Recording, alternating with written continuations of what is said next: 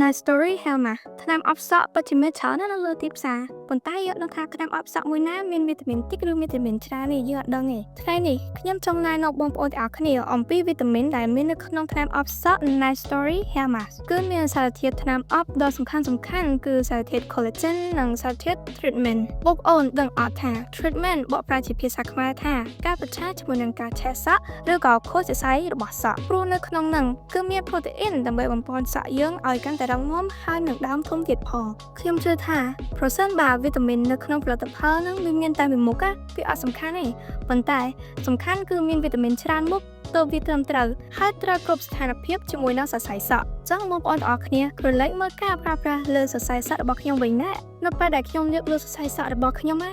ជំពាក់តាប្រមាណគឺលែងជំពាក់ទៀតហើយគឺរលោងតែម្ដង